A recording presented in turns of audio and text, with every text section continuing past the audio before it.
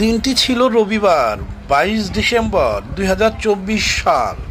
4 মাস পূর্বে বগুড়া শহরের চকফরিদ এলাকায় দিনের আলোয় গ্যাসের ডিলার আম্বিয়া খাতুনের বাসার গেটে তার ম্যানেজারকে কুপিয়ে তার হাত থেকে ব্যাগ ভর্তি প্রায় 9,16,000 টাকা ছিনতাইয়ের ঘটনা ঘটে।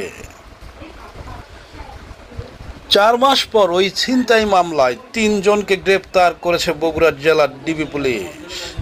গ্রেপ্তাররা হলেন লতিফপুর এলাকার আজিজ শেখের পুত্র আরিফ শেখ, চকফরিদ এলাকার বাদলের ছেলে তরিকুল, গন্ডগ্রামের খোরশেদের ছেলে জাহিদ। প্রাথমিক জিজ্ঞাসাবাদে তারা ওই ছিনতাইয়ের সাথে জড়িত ছিল বলে স্বীকার করেছে এবং তাদের কাছ থেকে নগদ 14,000 টাকা ও একটি চাপাতি উদ্ধার করা হয়েছে।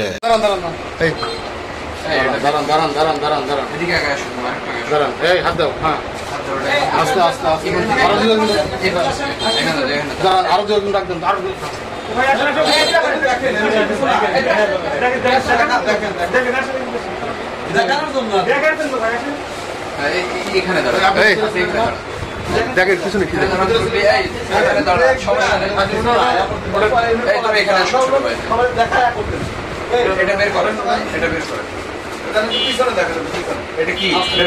এটা কি, এটা দেখো তো ভালো করে দেখো।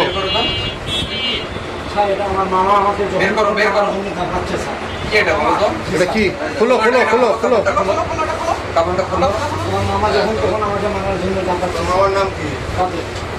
খোলো খোলো খোলো। এটা কি বলো তো? আগে এটা কি বলেন?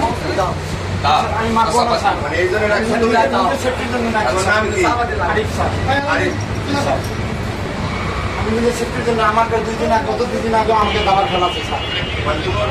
তোমার কাছে তো এটা ছিল নাকি? আপনারা তো দেখছেন? জি স্যার। দেখছেন তো, শুনছেন তো, সবাই দেখছেন কি আছে?